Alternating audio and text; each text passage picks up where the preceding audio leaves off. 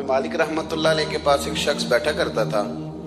سارے لوگ سوالات کرتے تو وہ کوئی سوال نہ کرتا۔ تو ایک دن امام صاحب فرمانے لگے ساری دنیا جو مسئلے پوچھتی ہے تو بھی کوئی پوچھ لیا کر۔ کہنے لگا جی پوچھ لیتے،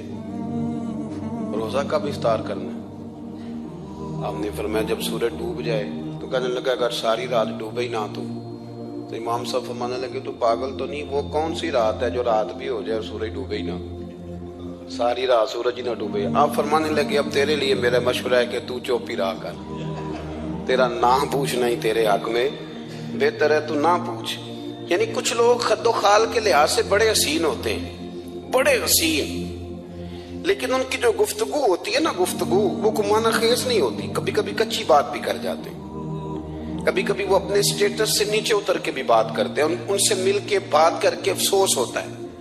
کہ یار یہی بہتر تھا کہ دور رہتے، چلو ہمارا بھرم تو قائم تھا نا، قریب آ کے کیا ملا، بس کچھ بھی نہیں، یہ تو بندہ کھلا ہے تو احساس ہوا ہے کہ نہ ہی ملتے تو زیادہ اچھا تھا، دور رہ کے بھرم اچھا تھا، لیکن میرے محبوب کا کمال کیا ہے۔ حضرت عبداللہ ابن سلام رضی اللہ تعالیٰ عنہ فرماتے ہیں کہ میں یہودیوں کا بہت بڑا عالم تھا، ملنگ شلنگ بندے مطمئن کرنے آسان ہوتے ہیں، عالم فاضل پڑھے لکھے بندے کو کسی بندے کا مطمئن کرنا، متاثر کرنا بڑا مشکل ہوتا ہے۔ آپ فرماتے ہیں میں نبی کریم علیہ السلام کی بارگاہ میں پہلے دن گیا میں بحث کے ارادے سے، مناظرے کے ارادے سے، چونکہ یہودیوں کا عالم تھا، حضور اونٹنی پر تشریف فرما تھے، اور یارو محنت کر کے جو میک اپ کر کے چہرہ بنایا جاتا ہے اس کے اندر حسن تو کئی دفعہ ہوتا ہے پر جاذبیت نہیں ہوتی، لیکن جس بابے نے کبھی میک اپ نہ کیا ہو لیکن وضو ذرا طریقے سے کرے روز، تو رنگ گورا نہ بھی ہو تو لوگ کئی دفعہ یہ نہیں کہتے رنگ گورا ہے، بلکہ لوگ کہتے ہیں چہرہ نورانی ہے۔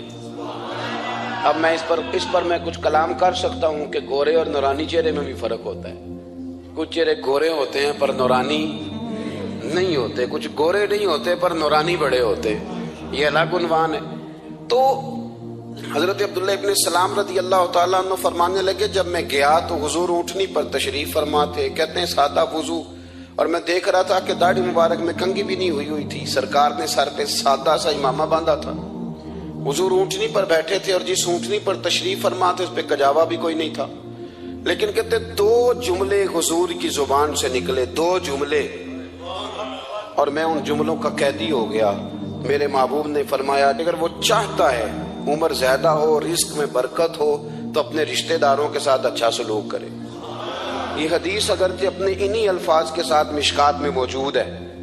لیکن وہاں حضرت عبداللہ ابن سلام رضی اللہ تعالیٰ عنہ کہتے ہیں کہ وہ کیا مٹھاس تھی لفظوں میں، جملے تھوڑے تھے، بات میں گہرائی بہت زیادہ تھی۔ میں آیا تھا بحث کرنے پر میں آگے بڑھا، حضور کا دست مبارک تھاما اور میں نے عرض کی یا رسول اللہ مجھے کلمہ پڑھا دے، میں مسلمان ہونا چاہتا ہوں۔ ہمارے ہاں لوگ سمجھتے ہیں کہ بہت زیادہ فلسفہ بیان کرنے والا شاید کوئی بڑا پڑھا لکھا بندہ ہوتا ہے، یہ جی نفسیات کا بڑا ماہر ہے جی، اس نے کئی ماسٹر کیے ہوئے ہیں، ایم فل کی ہے، پی ایچ ڈی کی۔ او خدا کے بندے، نفسیات کا ماہر وہ ہوتا ہے جو سامنے والے کی عقل کے مطابق بات کرنا جانتا ہے، اور اگر تم کہے جی میری بات ہی بڑی مشکل